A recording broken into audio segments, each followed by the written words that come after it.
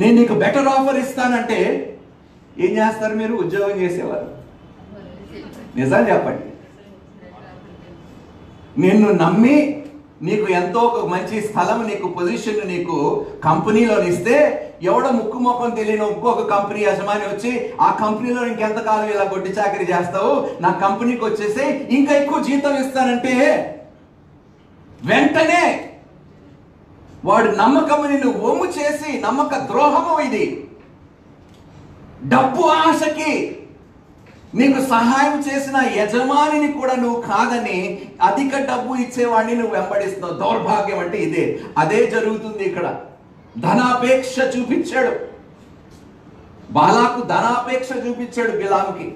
ఆ డబ్బు ఆశ చూపించినప్పుడు ఎందుకో వాడు మనసులో అనుకున్నాడు, మీరు ఈ రోజు రాత్రి ఇక్కడికే ఉండిపోండి, బహుశా దేవునితో నేను ఈ రోజు రాత్రి మాట్లాడిన తర్వాత నాకు ఉత్తరం ఇస్తాడేమో, ఈ డబ్బు నేను నా దగ్గరే పెట్టుకుంటాను. ఎందుకు డబ్బుని ఎవడైనా విడిచిపెడతాడండి? చెప్పాలండి. 10,000 రూపాయలు ఒక బైబిల్ ఉంది. వాస్తవంగా నేను అడుగుతున్నాను, మీరు ఏది ఎంచుకుంటారండి? మీకు డబ్బులు అవసరం ఉన్నాయి, 10,000 మీ ముందు పెట్టాను, బైబిల్ నీ ముందు పెట్టాను, డబ్బుల అవసరత మీకు చాలా ఉన్నది, మీరు దేన్ని ఎంచుకుంటారు?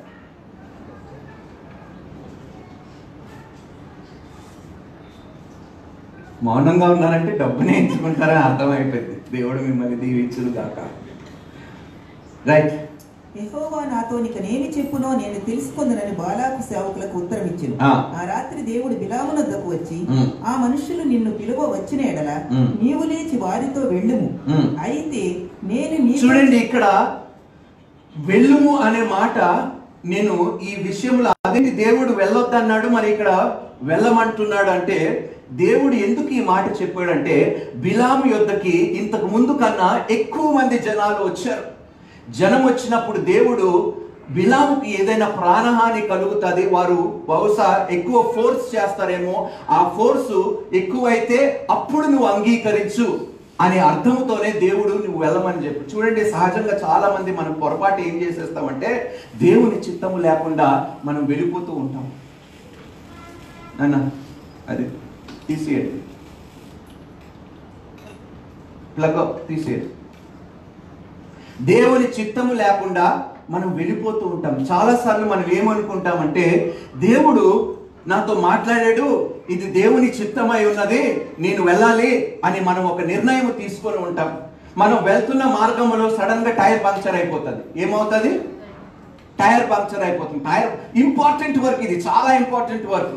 ఆ ఇంపార్టెంట్ వర్క్ వెళ్తున్నప్పుడు మనం దేవుని చిత్తం కదా, God has told me I should go, ఈ రోజు నాకు ఇది దక్కవలసిందే, ఇది నాకు రావాల్సిందే, దేవుడు నాకు చెప్పాడు, ప్రామిస్ చేశాడు ఇస్తాడని. అది వాస్తవంగా దేవుడు చెప్పాడో లేదో నీకు తెలియదు, కానీ నువ్వేం చేస్తావంటే వెళ్తుంటావు, వెళ్తున్న మార్గంలో టైర్ పంక్చర్ అయిపోతుంది, లేకపోతే బైక్ టైర్ పంక్చర్ అయిపోతుంది, బైక్ ఆగిపోతుంది. ఆగిపోయినప్పుడు నువ్వు ఏం చేస్తావు? ఏం చేస్తావు చెప్పండి? అరే చెప్పరేంటమ్మా, ఏం చేస్తారు? నిరాశ పడిపోయి తిట్టుకుంటారు.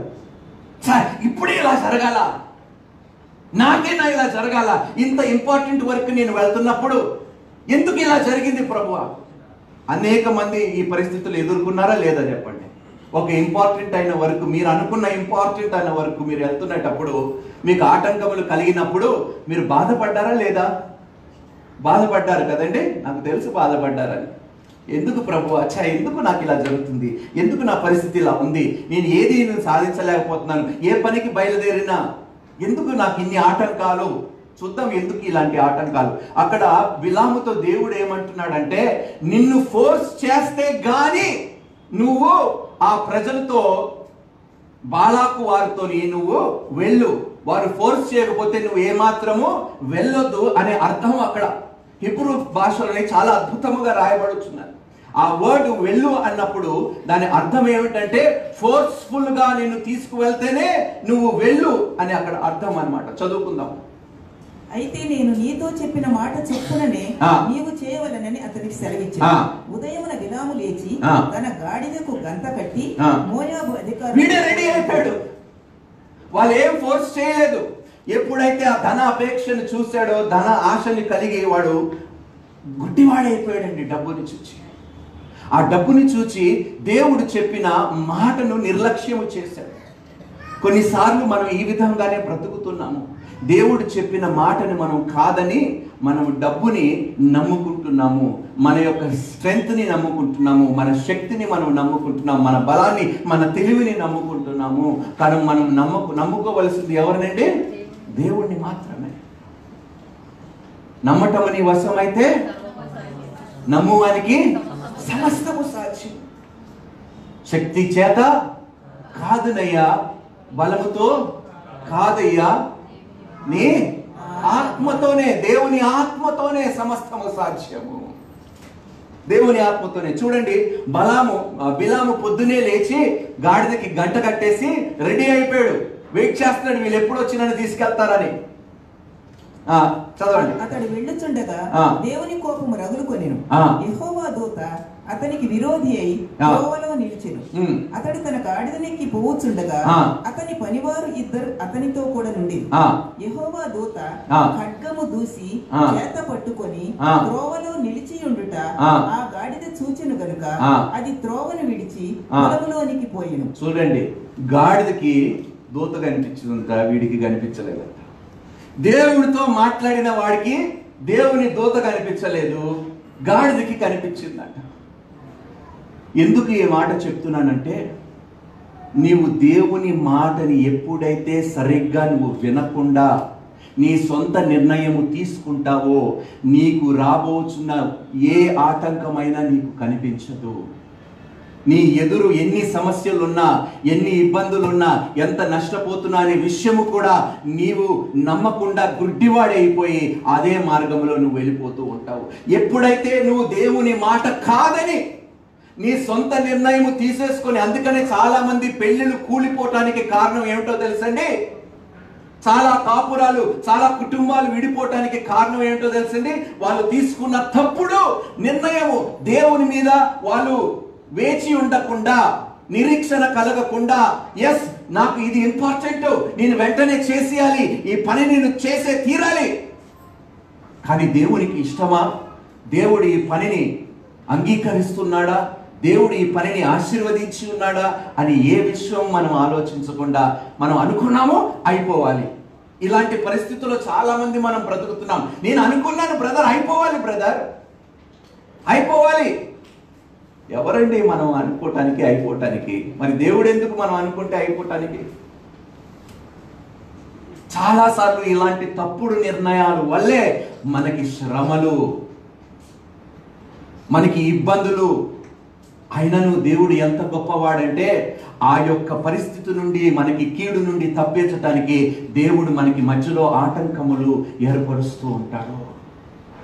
నువ్వు అదే పని మీద నువ్వు బయలుదేరి ఏదున్నా, ఎన్ని ఆటంకాలు వచ్చినా నేను చేస్తాననుకున్నా కూడా దేవుడు ఆ కార్యముని సఫలీకృతం చేయడండి.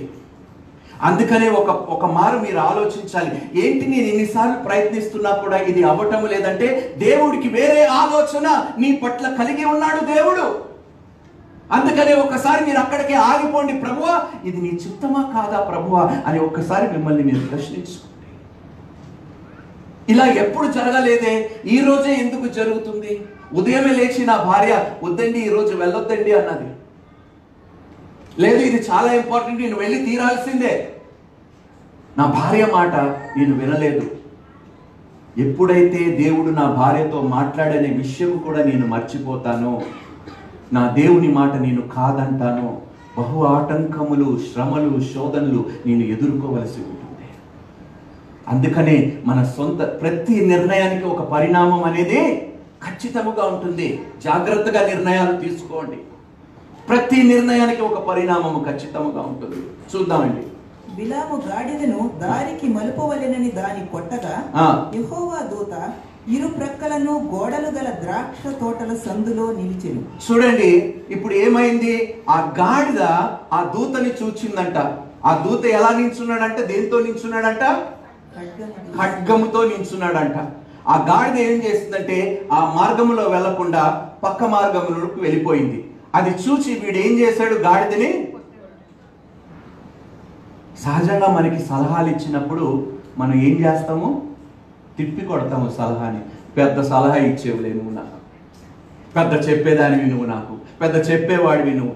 దేవుడు ఎప్పుడు ఎవరి చేత మాట్లాడతాడో, ఎవరి చేత నిన్ను హెచ్చరిస్తాడో, ఎవరి చేత అయితే రాబోవు ఆ యొక్క ప్రమాదం నుండి తప్పిస్తాడో నీకు తెలియదు. అందుకనే నిబ్బరముగా ఉండండి.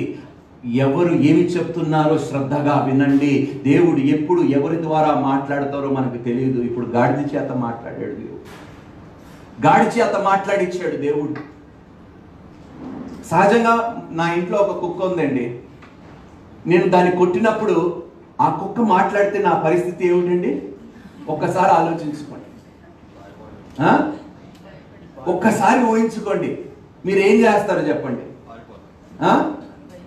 భయపడిపోయి పారిపోతాం కదా. ఇక్కడ ఏం జరిగిందో చూద్దామండి.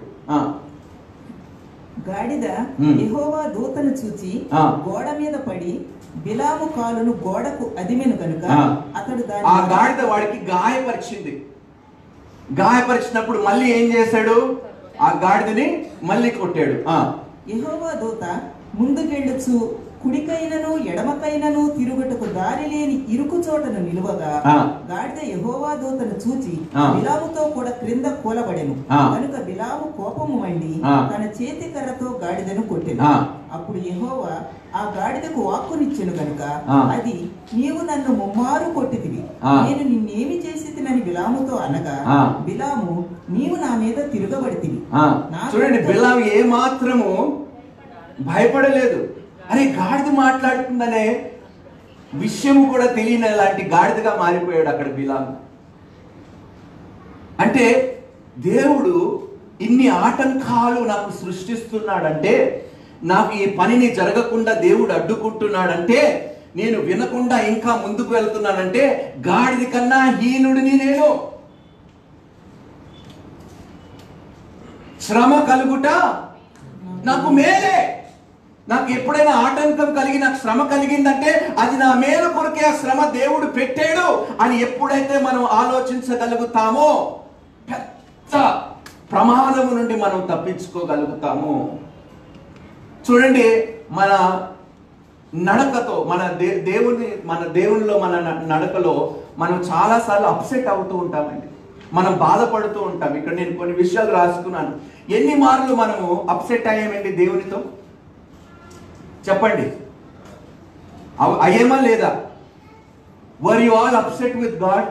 ఏంటి ప్రభువా ఇది? ఎందుకు ఇలా జరుగుతుంది? నాకు ఎందుకు ఇంత శ్రమలు? నాకు ఎందుకు ఇంత శోధనలు? దేవుడు అంటున్నాడు, శ్రమ కలుగుట నీకు మేలాయను.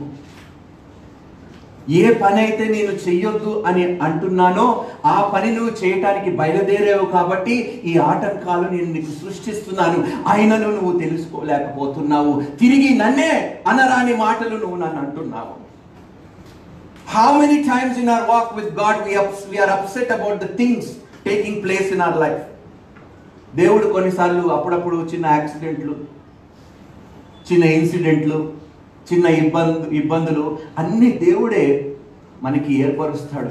ఎందుకంటే మనం దేవుని మాట వినకుండా మన నిర్ణయం తీసుకొని మనం పని చేయడానికి వెళ్ళినప్పుడు ఆ నిర్ణయానికి ఒక పరిణామం ఉంటుందనే విషయము మర్చిపోయాం. కాబట్టి ఆ పరిణామం ఆ దేవునికి తెలుసు. కాబట్టి ఆ యొక్క గొప్ప ప్రమాదము నుండి నిన్ను తప్పించడానికి ఆటంకములు దేవుడు నీకు సృష్టిస్తాడు, కలిగిస్తాడు దేవుడు.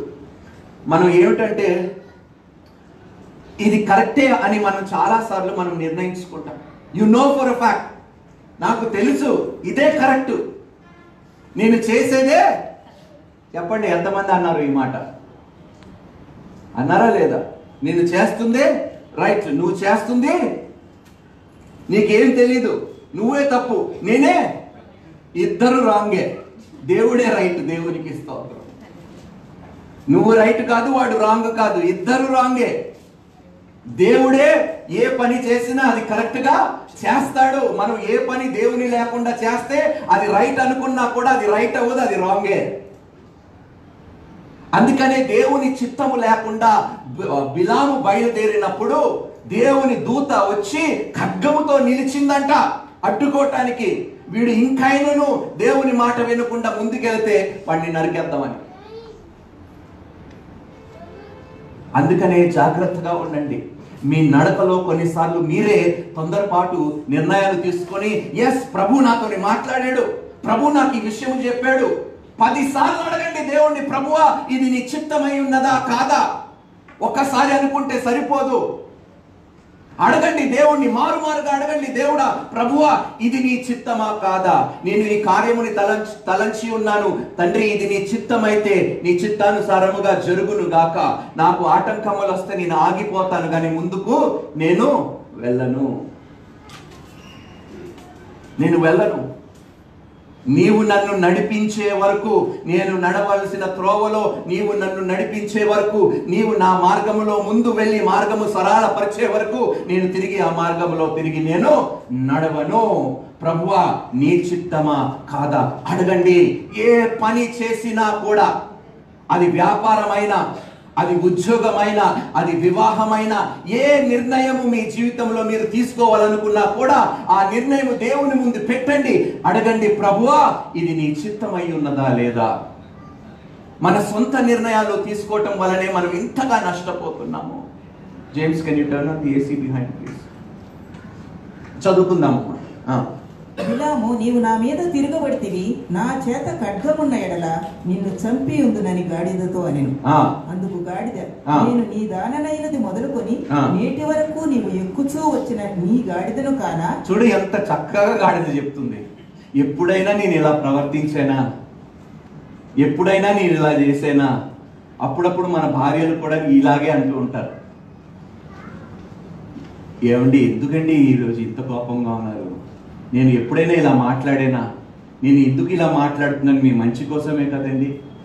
అమ్మ నాన్న పిల్లలకి ఒక మాట చెప్తున్నప్పుడు, కోపగిస్తున్నప్పుడు, ఎప్పుడు తల్లిదండ్రులు ఎప్పుడు కోపగిస్తారా పిల్లల్ని చెప్పండి?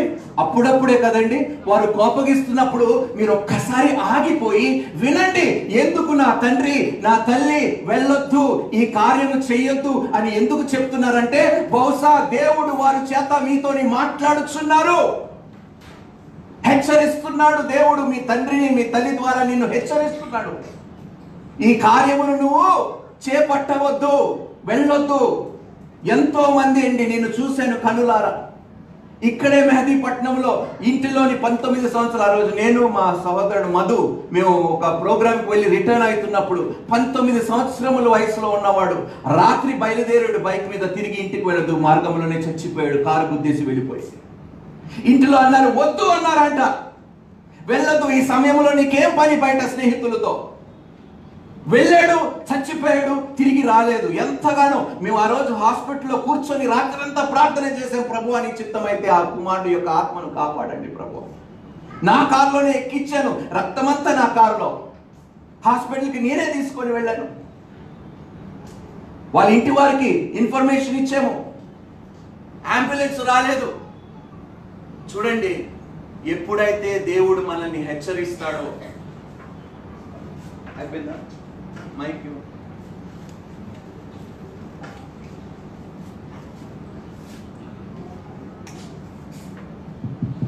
ఎప్పుడైతే దేవుడు మనల్ని హెచ్చరిస్తాడో, అది ఎవరి ద్వారా అయినా దేవుడు మనకి మాట్లాడి వెళ్ళొద్దు అని చెప్పినప్పుడు ఏం చేయాలి? మనము ఆగిపోవాలి.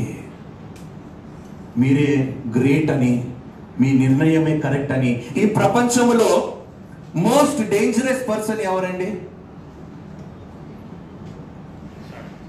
చెప్పండి? నాకు అన్నీ, వాడికన్నా డేంజర్ ఫెలో ఎవరు ఉండరు. అలాంటి వాడితో దయచేసి స్నేహము కూడా మీరు చేయొద్దండి. నాకు అన్నీ తెలుసు, నువ్వేంటి నాకు చెప్పేది అన్న వాడితో ఏ మాత్రము స్నేహము చెయ్యొద్దు, చెయ్యరాదు. ఎందుకంటే వాడికి అన్నీ తెలుసు కాబట్టి దేవుడు ఎంత చెప్పినా, ఎంత హెచ్చరించినా, ఎంత హెచ్చరించినా వాడు వినే పరిస్థితిలో లేడు. అందుకనే తల్లిదండ్రులకు కూడా చెప్తున్నాను, నాకు అన్నీ తెలుసు అనుకోకండి. నీ భార్యని నీకేం తెలియదు, నాకే తెలుసు అని అహంకారముతో మీరు మాట్లాడకండి. తక్కువ చేసి చూడకండి ఎవరిని. దేవుడు ఎవరి చేత ఎప్పుడు ఎలా మాట్లాడతాడో మనకి తెలియదు కాబట్టి ఎవరైనా మనకి ఎప్పుడు ప్రతిరోజు మనల్ని హెచ్చరిస్తారంటే, లేకపోతే అప్పుడప్పుడు హెచ్చరింపబడినప్పుడు నువ్వు ఏమి చేయాలి? ఆగిపోవాలి. ఆగిపోయి, ప్రభువా ఎందుకు ఈ మాట ఈ వ్యక్తి అన్నాడు, ఎప్పుడు ఇలా మాట్లాడరే, ఎప్పుడు ఇలా అనరే, ఎందుకు ఈరోజు ఈ విధంగా ప్రవర్తించారు, ఎందుకు ఈ విధంగా నాకు కోపము తెప్పించారు, సహజంగా ఇలా ఉండరే, వీళ్ళ ప్రవర్తన ఇలా ఉండదే అని మీరు ఎప్పుడైతే ఆగి ఆలోచిస్తారో అప్పుడు తిరిగి దేవుడు మీతోనే మాట్లాడతాడు. స్పష్టంగా దేవుడు బయలుపరుస్తాడు ఎందుకు ఈ విధంగా జరిగిందో. చదువుకుందామమ్మా. అంతలో యెహోవా బిలాము కన్నులు తెరిచెను గనుక దూసిన ఖడ్గము చేత పట్టుకొని త్రోవలో నిలిచి ఉన్న యెహోవా దూతను అతడు చూచి తల వంచి సాష్టాంగ నమస్కారము చేయగా, యెహోవా దూత, ఈ ముమ్మారు నీ గాడిదను నీ వేల కొట్టితివి, ఇదిగో నా ఎదుట నీ నడక విపరీతమైనది గనుక. నా యొద్ద నీ నడక అంటే ఏమిటి? విపరీతమైనది అంటే ఏమిటి? మంచిది కాదు. నా యొద్ద నీ నడక మంచిది కాదు కాబట్టి నీ నడక ఎప్పుడైతే మంచిగా ఉండదో నీకు విరోధి ఎవరంట? చెప్పాలి, దేవుడే. దేవుడు నీకు విరోధి అవుతే ఎవడు నేను బ్రతికించలేరమ్మా. దేవుడు మన పక్షం ఉండటం వేరు, మనకి దేవునికి విరోధముగా ఉండటం వేరు. దేవుణ్ణి నీవు స్నేహితుడిగా చేసుకొని కానీ విరోధిగా మార్చుకోండి దేవుణ్ణి.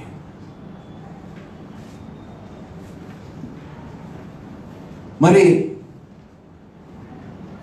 ఆ యొక్క మాట ఒక్కసారి మనం అందరం ఆలోచించుకోవాల్సి అవసరం ఉన్నది. తండ్రి, నేను నీకు విరోధిగా ప్రవర్తిస్తున్నాను, నా సొంత నిర్ణయాల వల్లనే ఈరోజు నేను ఎంతగా నష్టపోయానా ప్రభువా.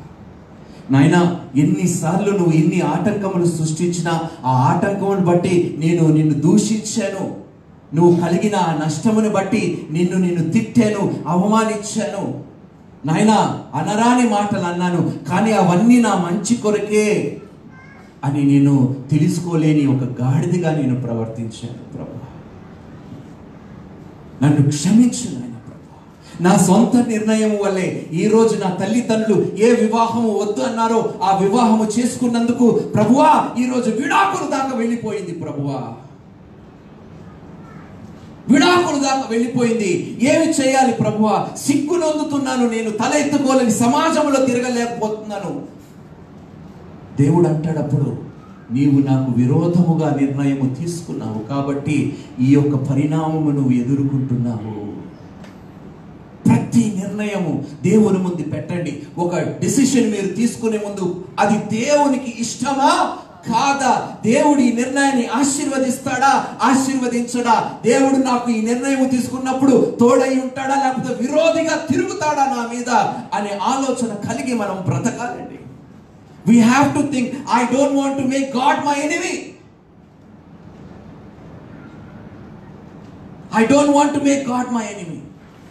దేవుణ్ణి నా స్నేహితుడుగా నేను చూడాలి, దేవుడు నాకు స్నేహితుడుగా ఉండాలని, నా రక్షకుడుగా ఉండాలని నేను ఆశ కలిగి ఉన్నాను. అందుకనే ఆయనకి విరోధముగా నేను ఏ నిర్ణయము తీసుకోకుండా, త్వరపడకుండా, తొందరపాటు చేయకుండా ఇప్పుడే అయిపోవాలి. మీరు ఎవరండి ఇప్పుడే అయిపోవాలని దేవుడికి సవాల్ విసరటానికి? Right now it has to be done. Order ఇచ్చేంత గొప్పవాళ్ళమా మనం దేవునికి? ఎప్పుడైతే దేవుని మాట కాదని, దేవుడు ఏదైతే పని ఇష్టము లేదో ఆ పని నువ్వు చేయటానికి బయలుదేరుతావో దేవుడు నీకు విరోధిగా ఉంటాడు.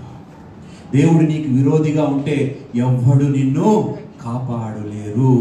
అందుకనే భయంకరమైన ప్రమాదాలు మనం ఇంటిలో చూస్తాము, మరణాలు మనం చూస్తూ ఉంటాము.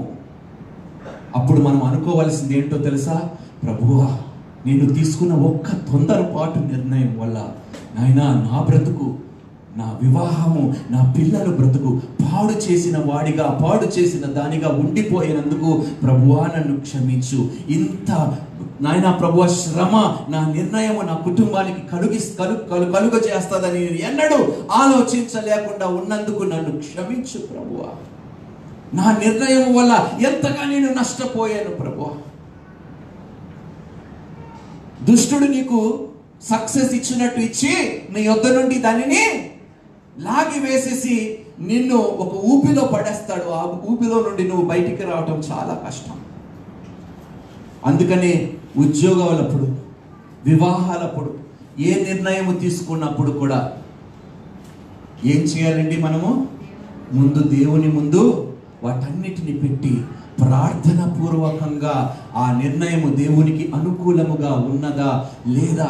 పెళ్లి విషయములో చాలా తొందరపడుతూ ఉంటారండి తల్లిదండ్రులు, చాలా తొందరపడుతూ ఉంటారు.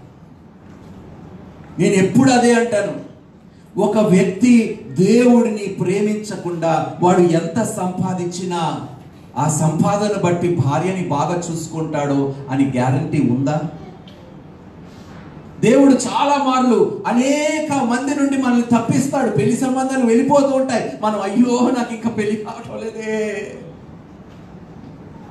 తగిన సమయములో నీ జీవితంలో ఒక ఇస్సాకుని లేకపోతే ఒక రెబెక్కా లాంటి స్త్రీని దేవుడు తీసుకొస్తాడు. ప్రార్థన చేసి అడిగినప్పుడు జవాబు నువ్వు పొందుకుంటావు. త్వరపడకండి అమ్మా దయచేసి. ఏ నిర్ణయం తీసుకున్నా కూడా త్వరగా చదువుతూ ముగించేస్తాను నేను. ఆ గాడిద నన్ను చూచి ఈ ముమ్మారు నా ఎదుట నుండి తొలగెను. అది నా ఎదుట నుండి తొలగనేడల నిశ్చయముగా నేనప్పుడే నిన్ను చంపి. ఈ ప్రమాదము నీకు గాని జరగకపోయి ఉంటే, ఈ ఆటంకము నిజంగా నీకు జరగకపోయి ఉంటే, ఆ రోజు నీకు కారు పంక్చర్ అయ్యకపోయి ఉంటే, టైర్ పంక్చర్ అయ్యకపోయి ఉంటే, నీ బండి ఆగకపోయి ఉంటే, నిశ్చయముగా నీవు చచ్చేవాడివి, చచ్చేదానివి. ఈ ఆటంకము నేను పెట్టింది నిన్ను కాపాడటానికి, ఈ శ్రమని నీకు కలిగించింది పెద్ద ప్రమాదము నుండి నేను తప్పించటానికి అని దేవుడు చెప్తున్నాడు. అందుకని అనండి, ఏ శ్రమ కలిగినా అది నాకు మేలుకరముగానే దేవుడు చేస్తాడు. దేవునికి స్తోత్రాలు, స్తుతి స్తోత్రాలు నేను చెల్లిస్తున్నాను.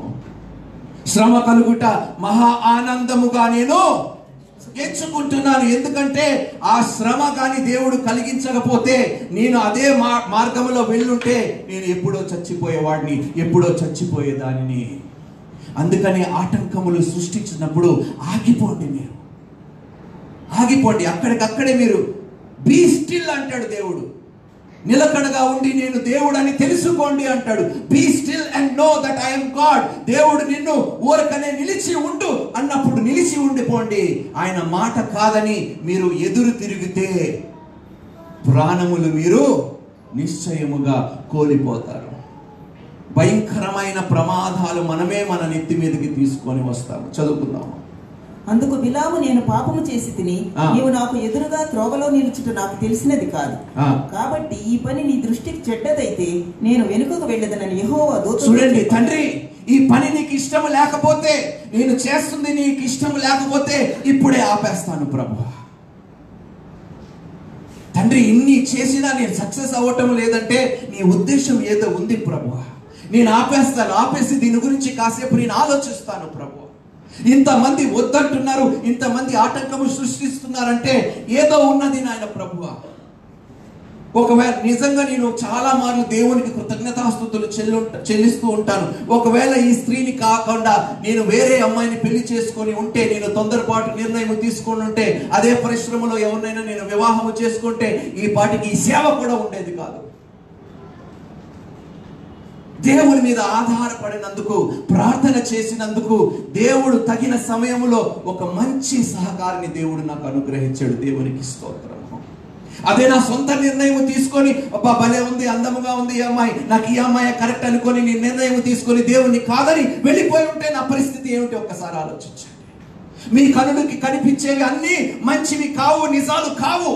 ఎందుకంటే నిజాలు చాలా తక్కువగా కనిపిస్తాయి మనకి. వాస్తవాలు చాలా మంది దాచిపెడతారు. వాస్తవాలు ఎవరు మాట్లాడరు. అందుకని దేవుడు హెచ్చరిస్తూ ఉంటాడు, అరే నీకు తెలీదు, వీరితో సహవాసము చేస్తే నీకు ఎంత ప్రమాదమో నీకు తెలీదు. అందుకనే దేవుడు నిన్ను తప్పిస్తూ ఉంటాడు, ఆటంకములు సృష్టిస్తూ ఉంటాడు. దేవుడు, నా మాట విను నాన్న, ఇంకా నన్ను కాదని మరొక్క అడుగు నువ్వు ముందుకేస్తే చచ్చిపోతావు. నీ జీవితము నువ్వు పాడు చేసుకొని, నీ జీవితము నువ్వు నాశనము చేసుకున్న దానిగా వాడిగా ఉంటావు నువ్వు. Listen to me. దేవుడు మనతో మాట్లాడుతున్నాడు, హెచ్చరిస్తున్నాడు దేవుడు. ఎవరైనా మీకు హెచ్చరించినప్పుడు మంచో చెడైనా ఒక్కసారి ఆగి వినండి. ఎందుకు ఈ మాట నాకు చెప్తున్నారు? ఎప్పుడు చెప్పనిది ఎందుకు ఈ రోజు ఈ విధంగా నా స్నేహితుడు కానీ, నా తండ్రి కానీ, నా తల్లి కానీ, నా భార్య కానీ ఎందుకు ఈ విధంగా నాతో మాట్లాడుచున్నారు? బహుశా ప్రభువా, నువ్వు ఏదో ప్రమాదము నుండి నన్ను తప్పించాలనుకుంటున్నావు అని ఒక్కసారి నువ్వు ఆగి ఆలోచించగలిగితే ఆ యొక్క విషయము దేవుడు స్పష్టంగా నీకు బయలుపరుస్తాడు. బిలాము నిజముగా ఆ గాడిద కానీ నిజంగా లేకపోయి ఉంటే ఈరోజు బిలాం బ్రతికుండేవాడా? ఆ ఆటంకము నీ జీవితంలోని లేకపోయి ఉంటే ఆ ప్రమాదము నుండి తప్పికోగలుగుతావా నువ్వు? ఒక్కసారి ఆలోచించుకోండి. ఎన్నిసార్లు మనకి కష్టము కలిగినప్పుడు, నష్టము కలిగినప్పుడు దేవుణ్ణి మనం ఎన్ని విధముగా, ఎన్ని మార్లుగా మనము సనుక్కున్నాము, మనము దేవుణ్ణి దూషించాము, చీ అని దేవుణ్ణి, ఈ పనిని బట్టి మనం దేవుణ్ణి తిట్టుకున్నాము. మనసులో మనం ఎన్నో మార్లు దేవుణ్ణి అనేక రకముగా మనం అనేక మాటలతో ఇబ్బంది పెట్టి, సంతోషము లేదు, సమాధానము లేదు. ఈరోజు చాలామంది బ్రతుకులు ఎందుకు ఈ విధంగా ఉన్నాయంటే వారు తీసుకున్న తొందరపాటు నిర్ణయం వలన. దేవుని మాట కాదని మీరు ఏ పని చేయటానికి ముందు వెళ్ళినా కూడా బహు ప్రమాదములు మీరు ఎదుర్కోవలసి ఉంటుంది. అందుకనే దేవుడు అంటాడు, నిలకడగా ఉండండి, నిబ్బరముగా ఉండండి. యుద్ధము యెహోవాదే. యుద్ధానికి బయలుదేరినప్పుడు వీరు శక్తితో వీరు వెళ్ళినప్పుడు యుద్ధాలు గెలిచారా, ఓడిపోయారా? దేవుడు లేకుండా ఇశ్రాయేలీయులు యుద్ధానికి వెళ్ళినప్పుడు గెలిచారా, ఓడిపోయారా? ఓడిపోయారు. మీకు ఓటమి ఎదుర్కొంటున్నారంటే మీరు ఆలోచించుకోవాల్సింది ఏమిటంటే, బహుశా ఇది దేవుని ఇష్టము కాదు, ఇది దేవుని చిత్తము కాదు. ప్రభువా, నాకు ఈ మాట నువ్వు తెలియపరిచినందుకు నీకు వందనాలు, స్తుతులు, స్తోత్రాలు చెల్లించుకుంటున్నాను. మనం ఈ సమయంలో ప్రార్థించుకుందాం. ప్రార్థించుకొని దేవుణ్ణి అడుగుదాం, ప్రభువా ఎన్నో మార్లు ప్రభువా ఇది కరెక్టు, నా డెసిషనే కరెక్టు, నేను మా తల్లిదండ్రులు చూసిన అమ్మాయి కాకుండా, మా తల్లిదండ్రులు చూసిన అబ్బాయి కాకుండా, నాకు నచ్చిన, నా కనులకు బాగా అనిపించిన అబ్బాయిని పెళ్లి చేసుకొని నాయనా ఇష్టపడి నేను ఎంతగా నష్టపోయానో, నశించిపోయానో నాయనా, తొందరపాటు పడ్డాను, నా తల్లిదండ్రులను ఇబ్బంది పెట్టాను, అవమాన పాలు చేశాను నాయనా, ఎన్నో మార్లు నా సొంత నిర్ణయాలు తీసుకొని నాయనా ప్రమాదము నా జీవితంలో నేను తెచ్చుకున్నాను నాయనా. అలాంటి నాయనా నిర్ణయాలు ఇంకా ఎన్నడూ తీసుకోకుండా ప్రభువా నాకు నీ జ్ఞానము, నీ జ్ఞానాత్మను నువ్వు నాకు దయచేయండి. ప్రార్థించుకుందాము. అందరూ ప్రార్థించండి. మోకరించువారు గారు మోకరించండి. ఎవరైతే కూర్చొని ప్రార్థించాలి, there is no set rule అండి. You can stand, you can sit down, you can kneel, you can prostrate and pray to God. There is no set condition. అడగండి, ప్రభువా ఎందుకు నేను జయాన్ని పొందుకోలేకపోతున్నాను? ఈరోజు నేను తెలుసుకున్నాను ప్రభువా, నా నిర్ణయం మీద నేను ఆధారపడ్డాను కాబట్టి నేను విజయాన్ని పొందుకోలేకపోతున్నాను. నా తొందరపాటు తనము వలె నాయనా నేను ఎన్నో కోల్పోయాను. నాయనా నీవు అనుగ్రహించిన దీవెన నుండి నాయనా నేను తప్పిపోయాను నాయన ప్రభువా, పొందలేక ఉన్నాను. జయంని నేను పొందుకోలేని బ్రతుకులు నేను బ్రతుకుతున్నాను ఈరోజు ప్రభువా. అయ్యా నాయనా, నీవు బిలాముని హెచ్చరించావు, వెళ్ళొద్దు అన్నావు నాయనా. నాకు కూడా ఎన్నో మార్లు ఈ పని నీకు మంచిది కాదు, నా తండ్రి చేత నువ్వు మాట్లాడి ఉన్నావు, నా తల్లి చేత మాట్లాడి ఉన్నావు, పొరుగు వారితో మాట్లాడి ఇచ్చి ఉన్నావు, నా బంధువుల చేత నువ్వు మాట్లాడి ఇచ్చి ఉన్నావు. అయినను వారి మాటలు లెక్క చేయకుండా అది నీ నుండి వచ్చినదని నేను మర్చిపోయి నా ఇష్టానికి నేను ఆ కార్యము చేసినందుకు ఈ రోజు ఇంత శ్రమ పడుతున్నాను ప్రభువా. ఈ శ్రమ నుండి నన్ను తొలగించు ప్రభువా. నాయనా, నేను తీసుకున్న నిర్ణయము నన్ను ఎంతగానో నాయన ప్రభువా ఇబ్బందిలోకి నెట్టివేసింది ప్రభువా. నాయనా, దాన్ని బట్టి నేను ఎంతగానో దుఃఖిస్తున్నాను, నష్టపోయి ఉన్నాను నాయనా. ఈ భారము నా వల్ల కావటం లేదు మొయ్యటము నాయన ప్రభువా. నాయనా, ఈ భారము నా యొద్ద నుండి తొలగించి ఇంకా ఎన్నడూ నాయనా నా సొంత నిర్ణయాల మీద నేను ఆధారపడకుండా నీ మీద ఆధారపడులాగా కృపని నాకు దయచేయమని నేను ప్రార్థిస్తున్నాను నాయన తండ్రి. ప్రభువా నాయన తండ్రి, స్తోత్రము నాయన తండ్రి. ప్రభువా అవును నాయన ప్రభువా, ఇంకా ఎన్నడూ నాయన కుడి తట్టు ఎడమ తట్టు చూడకుండా ముందు ఎవ్వరు మాట వినకుండా నీ మాటకే ప్రాధాన్యత ఇస్తానని నేను ఒక తీర్మానం నీ సంఘములో, ఈ సన్నిధిలో నేను చేస్తున్నాను నాయన ప్రభు. నీ చిత్తము నా జీవితంలో జరుగును గాక అని నేను ప్రార్థించి వేడుకుంటున్నాను తండ్రి. ఆమేన్. మరి ఈ సమయంలో